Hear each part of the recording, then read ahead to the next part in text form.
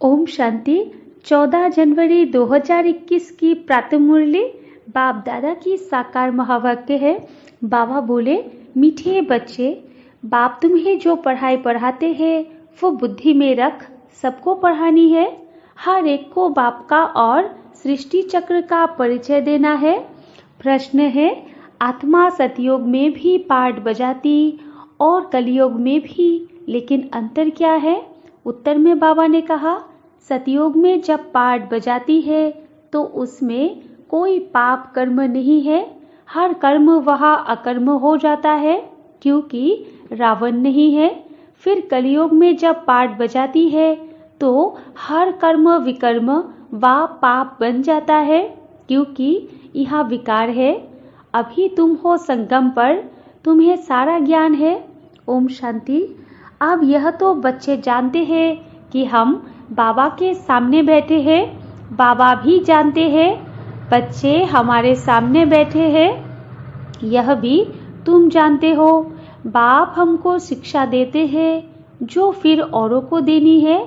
पहले पहले तो बाप का ही परिचय देना है क्योंकि सब बाप को और बाप की शिक्षा को भूले हुए हैं। अभी जो बाप पढ़ाते हैं यह पढ़ाई फिर 5000 वर्ष बाद मिलेगी। यह ज्ञान और कोई को है नहीं। मुख्य हुआ बाप का परिचय। फिर यह भी समझना है हम सब भाई भाई हैं। सारी दुनिया की जो सब आत्माएं हैं सब आपस में भाई भाई है। सब अपना मिला हुआ पार्ट इस शरीर द्वारा बजाते हैं। अब तो बाप आए हैं नई दुनिया में ले जाने के लिए जिसको स्वर्ग कहा जाता है। परंतु हम सब भाई पतित हैं, एक भी पावन नहीं। सभी पतितों को पावन बनाने वाला है ही एक बाप। यह है ही पतित, विकारी, भ्रष्टाचारी रावण की दुनिया। रावण का अर्थ ही है 5 विकार, स्त्री में 5 विकार, पुरुष में। बाबा बहुत सिंपल रीति समझाते हैं।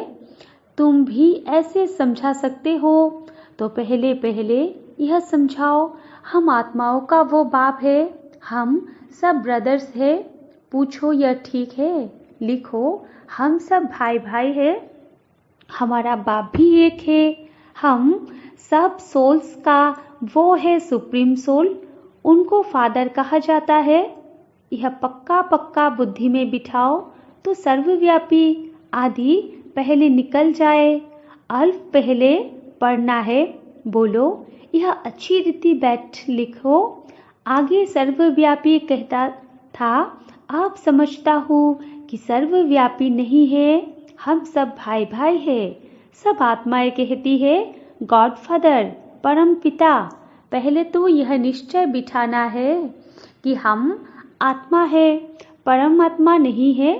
न हमारे में परमात्मा व्यापक है, सब में आत्मा व्यापक है। आत्मा शरीर के आधार से पार्ट बजाती है, यह पक्का कराओ। अच्छा, फिर वो बाप सृष्टि के आदि मध्य अंत का ज्ञान भी सुनाते हैं। और तो कोई भी जानते नहीं कि इस सृष्टि चक्र की एज कितनी है। बाप ही टीचर के रूप में बैठ समझाते हैं। लाखों वर्ष की तो बात ही नहीं। यह चक्र अनादि एक्यूरेट बना बनाया है, इसको जानना पड़े। सतयुग त्रेता पास्ट हुए, नोट करो। उसको कहा जाता है स्वर्ग और सेमी स्वर्ग, जहाँ देवी देवताओं का राज्य चलता है। वो 16 कला, वो 14 कला, धीरे धीरे कलाएं कम होती जाती है। दुनिया पुरानी तो जरूर होगी ना। सतयुग का प्रभाव जरूर भारी है। नाम ही है स्वर्ग, हेवन, नई दुनिया। उसकी ही महिमा करनी है। नई दुनिया में है ही एक आदि सनातन देवी देवता धर्म। पहले बाप का परिचय, फिर चक्र का परिचय दिया जाता है। चित्र भी तुम्हारे पास है निश्चय कराने के लिए। यह सृष्टि का चक्र फिरता रहता है। सतयुग में लक्ष्मी नारायण का राज्य था, त्रेता में राम सीता का। यह हुआ आधा कल्प, 2 युग, पास्ट हुए, फिर आता है द्वापर कलयुग। द्वापर में रावण राज्य, देवता वाम मार्ग में चले जाते हैं तो विकार की सिस्टम बन जाती है। सतयुग त्रेता में सब निर्विकारी रहते हैं। एक आदि सनातन देवी देवता धर्म रहता है। चित्र भी दिखाना है, औरली भी समझाना है। बाप हमको टीचर बन ऐसे पढ़ाते हैं। बाप अपना परिचय खुद ही आकर देते हैं। खुद कहते हैं, मैं आता हूँ पतितों को पावन बनाने, तो मुझे शरीर जरूर चाहिए, नहीं तो बात कैसे करूँ। मैं चैतन्य हूँ, सत हूँ और अमर हूँ। आत्मा सतो रजो तमो में आती है। आत्मा ही पावन और पतित बनती है। इसलिए कहा जाता है पतित आत्मा पावन आत्मा। आत्मा में ही सब संस्कार है। पास्ट के कर्म व विकर्म का संस्कार आत्मा ले आती है। सतयुग में विकर्म होता ही नहीं।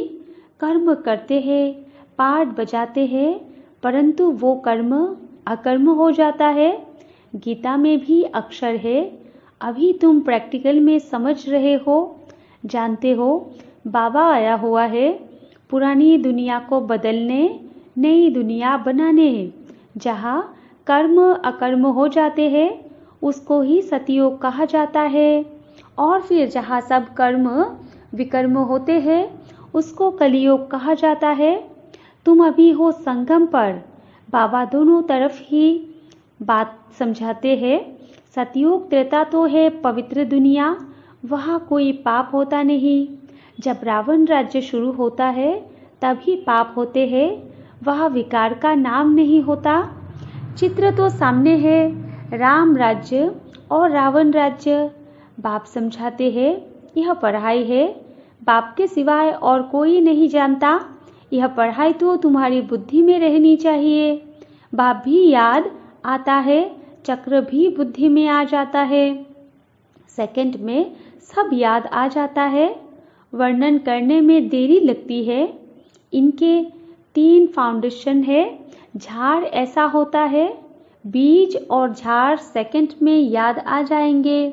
यह बीज फलाने झाड़ का है, ऐसे इनसे फल निकलता है। यह बेहद का मनुष्य सृष्टि रूपी झाड़ कैसे है, इनका राज तुम समझाते हो। बच्चों को सारा समझाया है। आधा कल्प डिनाइस्टी कैसे चलती है, फिर रावण राज्य होता है, तो जो सतयुग त्रेतावासी है वही द्वापरवासी बनते हैं। झाड़ वृद्धि को पाता रहता है। आधा कल्प के बाद रावण राज्य होता है, विकारी बन जाते हैं। बाप से जो वर्षा मिला वो आधा कल्प चला। नॉलेज सुनाकर वर्षा दिया। वो प्रारब्ध भोगी अर्थात सतयुग त्रेता में सुख पाया, उसको सुखधाम सतयुग कहा जाता है। वहाँ दुख होता ही नहीं। कितना सिंपल समझाते हैं। एक को समझाते हो या बहुतों को समझाते हो तो ऐसे अटेंशन देना है। समझता है, हाँ हाँ करता है, बोलो, नोट करते जाओ। कोई शंका हो तो पूछना। जो बात कोई नहीं जानता वो हम समझाते हैं। तुम कुछ भी जानते नहीं हो, पूछेंगे फिर क्या। बाबा तो इस बेहद झाड़ का राज समझाते हैं। यह नॉलेज अभी तुम समझते हो। बाप ने समझाया है तुम 84 के चक्र में कैसे आते हो। यह अच्छी रीति नोट करो, फिर इस पर विचार करना है। जैसे टीचर ऐसे निबंध देते हैं, फिर घर में जाकर रिवाइज कर आते हो ना। तुम भी यह नॉलेज देते हो, फिर देखो क्या होता है। पूछते रहो, एक एक बात अच्छी रीति समझाओ। बाप टीचर का कर्तव्य समझाकर फिर गुरु का समझाओ। उनको बुलाया ही है कि आकर हम पतितों को पावन बनाओ। आत्मा पावन बनती है तो फिर शरीर भी पावन मिलता है। जैसा सोना वैसा जेवर बनता है। 24 कैरेट का सोना उठाएंगे, खाद नहीं डालेंगे तो जेवर भी ऐसे सत्वप्रधान बनेंगे। अलाय डालने से तमो प्रधान बन पड़े हैं। पहले पहले भारत 24 कैरेट पक्के सोने की चिड़िया था, अर्थात सतोप्रधान नई दुनिया थी, फिर तमो प्रधान बनी है। यह बाप ही समझाते हैं और कोई मनुष्य गुरु लोग नहीं जानते। बुलाते हैं आकर पावन बनाओ, सो तो गुरु का नाम है, काम है। वानप्रस्थ अवस्था में मनुष्य गुरु करते हैं। वाणी से परे स्थान तो है इनकॉर्पोरियल वर्ल्ड, जहाँ आत्माएं रहती है। यह है कॉर्पोरियल वर्ल्ड, दोनों का यह मेल है। वहाँ तो शरीर है नहीं, वहाँ कोई कर्म नहीं होता है। बाप में तो सारी नॉलेज है। ड्रामा प्लान अनुसार उनको कहा ही जाता है नॉलेजफुल। वो चैतन्य सतचित आनंद स्वरूप होने के कारण उनको नॉलेजफुल कहा जाता है। बुलाते भी है पतित पावन नॉलेजफुल शिव बाबा। उनका नाम सदैव शिव ही है। बाकी आत्माएं सब आती है पाठ बजाने, तो भिन्न भिन्न नाम धारण करती है। बाप को बुलाते हैं परंतु उनको कुछ भी समझ नहीं रहती। जरूर भाग्यशाली रथ भी होगा जिसमें बाप प्रवेश कर तुमको पावन दुनिया में ले जाए। तो बाप समझाते हैं, मीठे मीठे बच्चों, मैं उनके तन में आता हूँ जो बहुत जन्मों के अंत में है। पूरा 84 जन्म लेते हैं। भाग्यशाली रथ पर आना पड़ता है। पहले नंबर में तो है श्री कृष्ण, वो है नई दुनिया का मालिक। फिर वही नीचे उतरते हैं, गोल्डन से सिल्वर कॉपर आयरन एज में आकर पड़ते हैं। अभी फिर तुम आयरन से गोल्डन बन रहे हो। बाप कहते हैं, सिर्फ मुझ अपने बाप को याद करो जिसमें प्रवेश किया है। उनकी आत्मा में तो जरा भी नॉलेज नहीं था। इनमें मैं प्रवेश करता हूँ, इसलिए इनको भाग्यशाली रथ कहा जाता है। नहीं तो सबसे उच्च तो यह लक्ष्मी नारायण है। इनमें प्रवेश करना चाहिए परंतु उनमें परमात्मा प्रवेश नहीं करते, इसलिए उनको भाग्यशाली रथ नहीं कहा जाता है। रथ में आकर पतितों को पावन बनाना है तो जरूर कलियुगी तमोप्रधान होगा ना। खुद कहते हैं, मैं बहुत जन्मों के अंत में आता हूँ। गीता में भी अक्षर एक्यूरेट है। गीता को ही सर्व शास्त्रोमय शिरोमणि कहा जाता है। इस संगम योग पर ही बाप आकर ब्राह्मण कुल और देवता कुल स्थापन करते हैं। बहुत जन्मों के अंत में अर्थात संगम योग पर ही बाप आते हैं। बाप कहते हैं, मैं बीज रूप हूँ। कृष्ण तो है सतयुग का रहवासी, उनको दूसरी जगह तो कोई देख न सके। पुनर्जन्म में तो नाम रूप देश काल सब बदल जाता है, फीचर्स ही बदल जाते हैं। पहले छोटा बच्चा सुंदर होता है, फिर बड़ा होता है, वो फिर शरीर छोड़ दूसरा छोटा लेता है। यह बना बनाया खेल ड्रामा के अंदर फिक्स है। दूसरा शरीर लिया तो उनको कृष्ण नहीं कहेंगे। उस दूसरे शरीर पर नाम आदि फिर दूसरा पड़ेगा। समय, फीचर्स, तिथि, तारीख आदि सब बदल जाता है। वर्ल्ड की हिस्ट्री ज्योग्राफी हूबहू रिपीट कहा जाता है, तो यह ड्रामा रिपीट होता रहता है। सतो रजो तमो में आना ही है। सृष्टि का नाम, योग का नाम सब बदलते रहते हैं। अभी यह है संगम योग। मैं आता ही हूँ संगम पर। मैं तुमको सारी दुनिया की हिस्ट्री ज्योग्राफी सत्य बताता हूँ। आदि से लेकर अंत तक और कोई भी जानता ही नहीं। सतयुग की आयु कितनी थी यह पता ना होने कारण लाखों वर्ष कह देते हैं। अभी तुम्हारी बुद्धि में सब बातें हैं।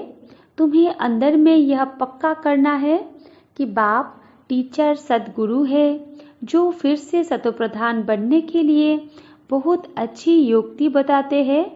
गीता में भी है, देह सहित देह के सब धर्म छोड़ अपने को आत्मा समझो, वापिस अपने घर जरूर जाना है। भक्ति मार्ग में कितनी मेहनत करते हैं भगवान पास जाने के लिए। वो है मुक्तिधाम, कर्म से मुक्त। हम इन कॉर्पोरियल दुनिया में जाकर बैठते हैं। पाठधारी घर गया तो पाठ से मुक्त हुआ। सब चाहते हैं हम मुक्ति पाए, मोक्ष तो किसको मिल न सके। यह ड्रामा अनादि अविनाशी है। कोई कहे यह पाठ आने जाने का हमको पसंद नहीं, परंतु इसमें कुछ कर न सके। यह अनादि ड्रामा बना हुआ है, एक भी मोक्ष पा नहीं सकते। सब है अनेक प्रकार की मनुष्य मत। यह है श्रीमत। श्रेष्ठ बनाने के लिए मनुष्य को श्रेष्ठ नहीं कहेंगे, देवताओं को श्रेष्ठ कहा जाता है। उन्हों के आगे सब नमन करते हैं तो वो श्रेष्ठ ठहरे ना। वो कृष्ण देवता है, वैकुंठ का प्रिंस। वो यहाँ कैसे आएगा? न उसने गीता सुनाई। शिव के आगे जाकर कहते हैं हमको मुक्ति दो। वो तो कभी जीवन मुक्त जीवन बंद में आते ही नहीं, इसलिए उनको पुकारते हैं मुक्ति दो। जीवन मुक्ति भी वो देते हैं। अच्छा, मीठे मीठे सिकेलाधे बच्चों प्रति माता पिता बाप दादा का याद प्यार और गुड मॉर्निंग। रूहानी बाप की रूहानी बच्चों को नमस्ते, और हम रूहानी बच्चों की रूहानी माता पिता बाप दादा को भी याद प्यार, गुड मॉर्निंग और नमस्ते नमस्ते नमस्ते। धारणा के लिए मुख्य सार 1 नंबर में है, हम सब आत्मा रूप में भाई भाई है। यह पाठ पक्का करना और कराना है। अपने संस्कारों को याद से संपूर्ण पावन बनाना है। 2 नंबर में 24 कैरेट सच्चा सोना सतो प्रधान बनने के लिए कर्म अकर्म विकर्म की गुह्य गति को बुद्धि में रख अब कोई भी विकर्म नहीं करना है। वरदान है, समय पर हर गुण व शक्ति को यूज करने वाले अनुभवी मूर्त भव। विस्तार में है, ब्राह्मण जीवन की विशेषता है अनुभव। अगर एक भी गुण व शक्ति की अनुभूति नहीं तो कभी न कभी विघ्न के वश हो जाएंगे। अभी अनुभूति का कोर्स शुरू करो। हर गुण व शक्ति रूपी खजाने को यूज करो।